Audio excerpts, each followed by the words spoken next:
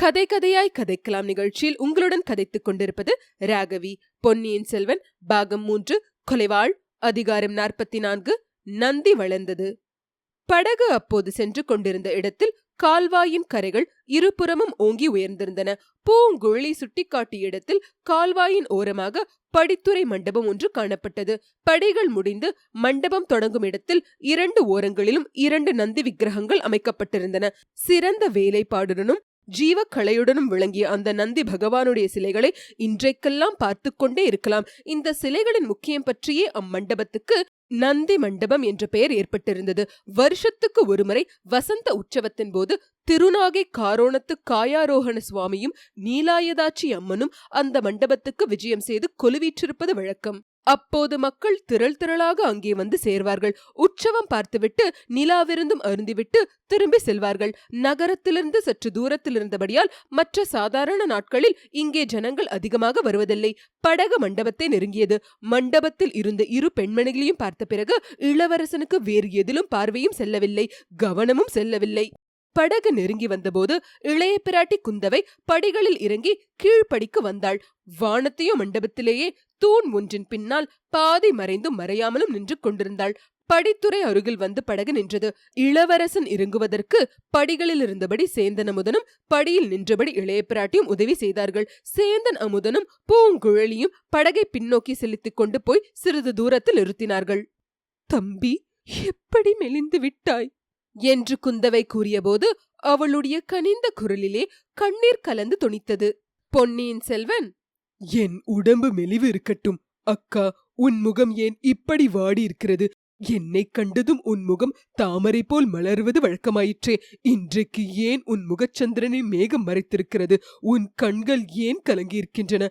அக்கா, உன் உள்ளத்தை புண்படுத்தி வேதனை அளித்த எத்தனையோ காரியங்கள் நிகழ்ந்திருக்க வேண்டும். இல்லாவிடில் எனக்கு அவ்வளவு அவசரமான ஓலை அனுப்பி இருக்க மாட்டாய் என்றான்.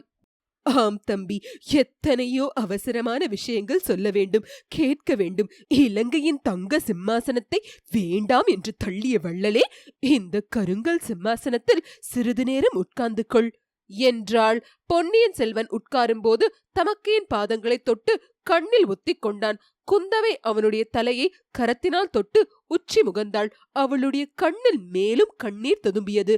இருவரும் உட்கார்ந்த பிறகு குந்தவை, தம்பி, உன்னை இன்றைக்கு நான் இங்கு வருவித்திருக்கவே கூடாது.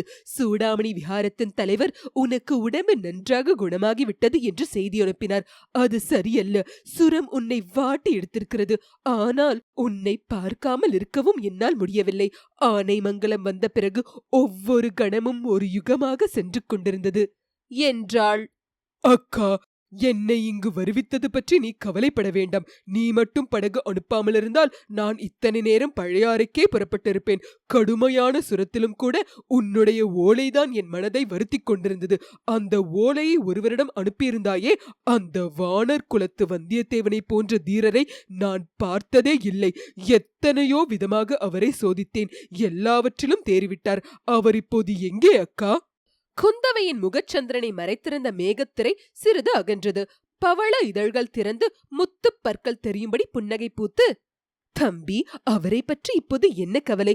வேறு எவ்வளவோ விஷயங்கள் இருக்கின்றன என்றாள். என்ன அப்படி பேசுகிறாய் அக்கா? உனக்கு அதிருப்தி அளிக்கும்படி நடந்து கொண்டாரா? இல்லை இல்லை, நான் ஏன் அதிருப்தி அடைய வேண்டும்? உன்னை அழைத்து கொண்டு வந்து சேர்ப்பதாக வாக்களித்தார். அந்த வாக்கை அவர் நிறைவேற்றி விட்டார். அதற்காக அவர் செய்த தந்திர மந்திரங்களையும் கை கொண்டு சூழ்ச்சி வித்தைகளையும் நினைக்க எனக்கு ஆச்சரியமா இருக்கிறது. அவர் எங்கே அக்கா? நீ இங்கு வந்திருக்கிறாய் என்று தெரிந்ததும் வந்தியத்தேவரும் உன்னுடன் வந்திருப்பார் என்று எண்ணினேன். எடுத்ததற்கெல்லாம் மூச்சை போட்டு விழும் இந்த பெண்ணரசி அல்லவா வந்திருக்கிறாள். இவள் எவ்வளவு தைரியசாலி ஆகிவிட்டாள் என்பது உனக்கு தெரியாது தம்பி. நேற்று நமது முதன் மந்திரின் யானை இவளை தன் துதிக்கையால் தூக்கி எறிந்தது. மேலே அம்பாரியில் இருந்த என் மடியிலேதான் எறிந்தது. ஆனால் அது அவளுக்கு தெரியாது.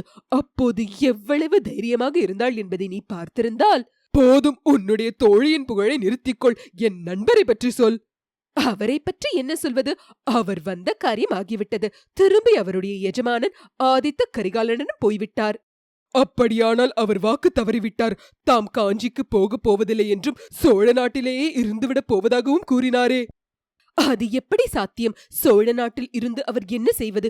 இங்கே உள்ளவர்களின் கதியே நாளைக்கு என்ன ஆகும் என்று தெரியாமல் இருக்கிறது.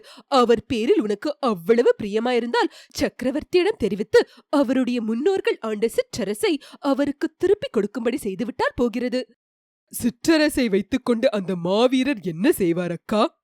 எல்லா சிற்றரசர்களும் என்ன செய்வார்களோ அதை அவரும் செய்வார். நீதான் லங்காராஜ்யம் வேண்டாம் என்று மறுத்தாய். அதுபோல் அவரும் வேண்டாம் என சொல்லுவார் என நினைக்கிறாயா? இளவரசன் இளநகை புரிந்த வண்ணம், அக்கா, இலங்கை ராஜ்யம் வேண்டாம் என்று நான் சாட்சிகள் வைத்துக்கொண்டு மறுத்திருக்கிறேன். அப்படியிருந்தும் என் மீது குற்றம் சாட்டி சிறைப்படுத்திக் கொண்டு வர தந்தை கட்டளை இட்டிருக்கிறார்.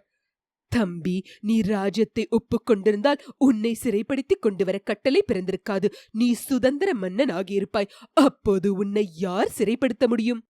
தந்தையின் விருப்பத்துக்கு விரோதமாக அவ்விதம் நான் நடந்து கொண்டிருக்க வேண்டுமா? பொன்னியின் செல்வா, நீ இலங்கை ராஜ்யத்தை ஒப்புக்கொண்டிருந்தால் தந்தை மகிழ்ச்சி அடைந்திருப்பார். மிச்சமுள்ள சோழ ராஜ்யத்தை உன் தமையனுக்கும் மதுராந்தகனுக்கும் பிரித்து கொடுத்து மன நிம்மதி அடைந்திருப்பார். இப்போதும் அதற்குத்தான் முயற்சி நடக்கிறது. தம்பி, கொள்ளிடத்துக்கு வடக்கே ஒரு ராஜ்யமாகவும் தெற்கே ஒரு ராஜ்யமாகவும் பிரித்துவிட பிரயத்தனம் நடக்கிறது. நீ வந்தால் இது விஷயத்தில் தந்தைக்கு உதவியா இருப்பாய் என்று அவருக்கு நம்பிக்கை. முன்னால் உனக்கு சொல்லி அனுப்பி நீ வராதபடியால் இப்போது சிறைப்படுத்திக் கொண்டு வர சொன்னார். இலங்கை ராஜ்யத்தை நீ மறுத்துவிட்டாய் என்பது சக்கரவர்த்திக்கு நன்றாய் தெரியும். ராஜ்யத்தை பிரிப்பதற்கு நான் ஒரு நாளும் உதவியா இருக்க மாட்டேன். அதே போல் பெரிய குற்றம் வேறொன்றும் இல்லை. அதைவிட சித்தப்பா மதுராந்தகனுக்கே முழு ராஜ்யத்தையும் கொடுத்து விடலாம். அப்படியானால் முதன் மந்திரியும் நீயும் ஒரே மாதிரி அபிப்பிராயம் கொண்டிருக்கிறீர்கள். ஆம், முதன் மந்திரியும் அப்படித்தான் கருதுகிறார். இலங்கைக்கு அவர் வந்ததே இதை பற்றி என்னுடன் கலந்து பேசுவதற்காகத்தான். அக்கா, இலங்கை ராஜ்யத்தை நான் வேண்டாம் என்று மறுத்ததன் உண்மை காரணத்தை சொல்லட்டுமா? என்னிடம் சொல்லாமல் வேறு யாரிடம் சொல்வாய் தம்பி? ஆம், என் அந்தரங்கத்தை சொல்வதற்கு வேறு யாரும் இல்லைதான். இலங்கைக்கு போவதற்கு முன்னால் அந்நாட்டை பற்றி பிரமாதமாக எண்ணியிருந்தேன். போன பிறகுதான் அது எவ்வளவு சிறிய நாடு என்று தெரிந்தது. குதிரையில் அல்லது யானையில் ஏறி புறப்பட்டால் ஒரே நாளில் அந்நாட்டின் மேற்கு கடற்கரையிலிருந்து கிழக்கு கடற்கரை போய்விடலாம். சோழ நாடு மட்டும் அதைவிட பெரிதா தம்பி? இந்த நாட்டையும் அப்படி ஒரே நாளில் குதிரை ஏறி கடந்து விட முடியாதா? சோழ நாடும் சிறியதுதான். ஆகையினால் சோழ நாட்டு கிரீடத்தை எனக்கு யாரேனும் அளித்தாலும் வேண்டாம் என்றுதான் சொல்வேன். இந்த தெய்வ தமிழகத்தை சோழ நாடு, பாண்டிய நாடு, சேர நாடு என்று பிரித்தார்களே, அவர்கள் பெரிய குற்றம் செய்தார்கள். அதனாலேதான் தமிழகத்தில் வீராதி வீரர்கள் பிறந்தும் இந்த நாடு சோபிப்பதில்லை. வடநாட்டிலே சந்திரகுப்தர் என்ன, அசோகர் என்ன, சமுத்திரகுப்தர் என்ன, விக்ரமாதித்தர் என்ன, ஹர்ஷவர்தனன் என்ன, இப்படி மகா சக்கரவர்த்திகள் தோன்றி மகா சாம்ராஜ்யங்களை ஆண்டிருக்கிறார்கள். தமிழ்நாட்டில் அவ்விதம் யாரேனும் பெரிய சாம்ராஜ்யத்தை ஸ்தாபித்து ஆண்டதுண்டா? காஞ்சி பல்லவர் குலத்தில் மகேந்திர சக்கரவர்த்தியும் மாமல்லரும் இருந்தார்கள். பிறகு அந்த குலமும் க்ஷீணித்து விட்டது. அக்கா, நான் ராஜ்யம் ஆளுவதாயிருந்தால் இந்த மாதிரி சின்னஞ்சிறு ராஜ்யத்தை ஆளமாட்டேன். இலங்கை முதல் கங்கை வரையில் பரவி நிலை பெற்ற ராஜ்யத்தை ஆளுவேன். மாலத்தீவிலிருந்து சாவகத்தீவு வரையில் தூர தூர தேசங்களில் புலிக்கொடி பறக்கும் மகா சோழ சாம்ராஜ்யத்தின் சிம்மாசனத்தில் வீற்றிருப்பேன். என்னை பைத்தியக்காரன் என்றுதானே எண்ணுகிறாய்? இல்லை அருள்வர்மா, என்னை போல் ஆகாச கோட்டைகள் கட்டுவதற்கும் கற்பனை கனவுகள் காண்பதற்கும் நீயும் ஒருவன் இருக்கிறாயே என்று எண்ணி மகிழ்கிறேன். நீ பைத்தியக்காரனாயிருந்தால் நான் உன்னை விட பெரிய பைத்தியக்காரி. நம்முடைய தந்தையின் பாட்டனார் பராந்தக சக்கரவர்த்தி அப்படியெல்லாம் மனோராஜ்யம் செய்திருக்கிறார் என்பதை நான் அறிவேன். அவர் காலத்தில் அது பூரணமாய் நிறைவேறவில்லை. ஆனால் என்னுடைய ஆயுட்காலத்தில் நான் அதை பார்க்க போகிறேன். சோழ சாம்ராஜ்யம் இலங்கை முதல் கங்கை வரையிலும் மாலத்தீவு முதல் சாவகம் வரையிலும் பரந்து விஸ்தரிப்பதை பார்த்துவிட்டுத்தான் நான் சாகப் போகிறேன். இந்த என் எண்ணம் என் தமையன் ஆதித்த கரிகாலனால் நிறைவேறும் என்று ஒரு காலத்தில் நம்பினேன். அந்த நம்பிக்கை எனக்கு இப்போது போய்விட்டது. ஆதித்த கரிகாலன் மகாவீரன். ஆனால் மனதை கட்டுப்படுத்தும் ஆற்றல் அவனிடம் இல்லை. அதனால் அவன் பெரிய காரியங்களை சாதிக்க முடியாது. என் மனோரதம் உன்னால் நிறைவேறும் என்ற ஆசை எனக்கு இன்னும் இருக்கிறது. ஒருவேளை அதுவும் கைகூடாமல் போகலாம். அதனாலும் நான் நிராசை அடைய மாட்டேன். உன்னால் கைகூடாவிட்டால் உனக்கு பிறக்கும் பிள்ளையினால் கைகூடும் என்று உறுதி கொண்டிருக்கிறேன். உனக்கு பிறக்கும் புதல்வனை பிறந்த நாளிலிருந்து நானே எடுத்து வளர்ப்பேன். அவனை இந்த உலகம் கண்டறியாத மகாவீரன் ஆக்குவேன். அற்ப ஆசைகளில் அவன் மனத்தை செலுத்திவிடாமல் அற்புதங்களை சாதிக்கக்கூடிய புருஷ சிங்கமாக்குவேன். அக்கா, நீ என்னை விட பெரிய பைத்தியம் என்பது நிச்சயம். எனக்கு கல்யாணம் செய்து கொள்ளும் எண்ணமே இல்லை. எனக்கு பிறக்கப் போகும் புதல்வனை பற்றி நீ பேச ஆரம்பித்து விட்டாய். நீ செல்லம் கொடுத்து வளர்க்கும் தோழிகளில் யாருக்காவது அத்தகைய எண்ணம் இருந்தால், என்னை மணந்து கொண்டு மணிமகுடம் சூட்டி சிம்மாசனத்தில் வீற்றிருக்கலாம் என்ற ஆசை இருந்தால் அது ஒரு நாளும் நிறைவேறப் போவதில்லை. இதை நிச்சயமாக அவர்களுக்கு சொல்லிவிடு என்று பொன்னியின் செல்வன் கூறியபோது அவனுடைய பார்வை ஒரு கணம் மண்டபத்தின் தூணுக்கு பின்னால் நின்றிருந்த வானத்தின் பால் சென்றது. மறுகணம் அவன் திரும்பிய போது அவனுக்கெதிரே இருந்த படித்துறை நந்தி விக்கிரகத்தை பார்த்தான். அக்கா, ஒரு செய்தி. இலங்கை சிறிய ராஜ்யமா இருந்தாலும் அந்த ராஜ்யத்தை முற்காலத்தில் ஆண்ட மன்னர்கள் மகா புருஷர்கள், பெரிய உள்ளங்களை படைத்தவர்கள். அவர்கள் பெரிய பெரிய திட்டங்களை போட்டு பெரிய பெரிய காரியங்களை சாதித்தார்கள். செங்கல்களை கொண்டு மலை போன்ற மேக மண்டலத்தை அளாவிய புத்த ஸ்தூபங்களை நிர்மாணித்தார்கள். 1000 2000 அறைகள் உள்ள புத்த விஹாரங்களை கட்டினார்கள். 10000 தூண்கள் உள்ள மண்டபங்களை எழுப்பினார்கள். புத்த பகவான் எவ்வளவு பெரியவர் என்பதை பார்த்தவுடன் தெரிந்து கொள்ளும்படியாக அதோ அந்த தென்னை மர உயரமுள்ள புத்தர் சிலைகளை அமைத்தார்கள். அக்கா, இதோ நமக்கு முன்னால் இருக்கும் நந்தி விக்கிரகத்தை பார். எவ்வளவு சின்னஞ்சிறியதா இருக்கிறது. அடியும் முடியும் காண முடியாத மகாதேவரின் வாகனமாகிய நந்தி இவ்வளவு சிறியதாகவா இருக்கும்? கைலாசத்தில் பரமசிவனுடைய பரிவாரங்களோ பூதகணங்கள். அந்த பூதகணங்கள் அடிக்கடி வந்து தொந்தரவு செய்யாமல் கைலாசத்தின் வாசலில் நின்று காவல் புரிகிறவர் நந்திதேவர். அவர் இவ்வளவு சிறிய உருவத்துடன் இருந்தால் பூதகணங்களை எப்படி தடுத்து நிறுத்த முடியும்? அதோ பாரக்கா, என் கண் முன்னால் இதோ இந்த நந்தி வளர்கிறது. வளர்ந்து வளர்ந்து வளர்ந்து பெரிதாகிறது. பிரம்மாண்ட வடிவம் பெற்று இம்மண்டபத்தின் மேற்கூரையை முட்டுகிறது. மேற்கூரை இப்போது போய்விட்டது. நந்தி பகவான் வானலாவி நிற்கிறார். பூத கணங்கள் வருகிறார்கள். நந்தி பகவானை பார்த்து பயபக்தியுடன் நின்று சிவனை தரிசிக்க அனுமதி கேட்கிறார்கள். நந்தி பகவான் அவ்வளவு பெரியவராயிருந்தால் சிவபெருமான் வீற்றிருக்கும் ஆலயம் எப்படி இருக்க வேண்டும்? தக்ஷிண மேரு என்று சொல்லும்படி வானை அளாவிய கோபுரம் அமைக்க வேண்டும். அதற்கு தக்கபடி பிராகாரங்கள் இருக்க வேண்டும். இப்போது சோழ நாட்டில் உள்ள கோயில்கள் அகஸ்திய முனிவர் கோயில் கொள்வதற்குத்தான் ஏற்றவை. எனக்கு ராஜ்யமும் வேண்டாம், ஒன்றும் வேண்டாம். சோழ சிம்மாசனத்தில் யார் அமர்ந்தாலும் ஆலய திருப்பணி அதிகாரியாக என்னை நியமிக்கும்படி கேட்டுக்கொள்வேன். தம்பி, நம் 2 பேரில் பைத்தியம் யாருக்கு அதிகம் என்று போட்டி போட வேண்டியதுதான். தற்சமயம் இந்த சோழ நாட்டை பேர் அபாயம் சூழ்ந்திருக்கிறது. உட்பகைவர்களாலும் வெளிப்பகைவர்களாலும் சிநேகிதர்கள் போல் நடிக்கும் பகைவர்களாலும் அபாயம் ஏற்பட்டிருக்கிறது. சில காலமாக நான் அடிக்கடி ஒரு பயங்கரமான கனவு காண்கிறேன்.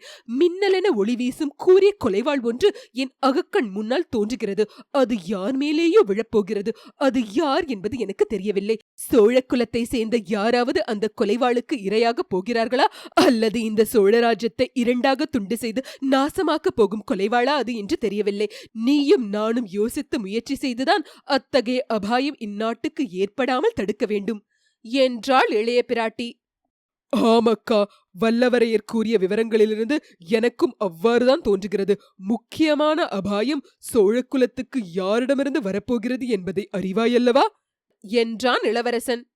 பழுவூர் இளையராணி நந்தினியை தானே குறிப்பிடுகிறாய் தம்பி?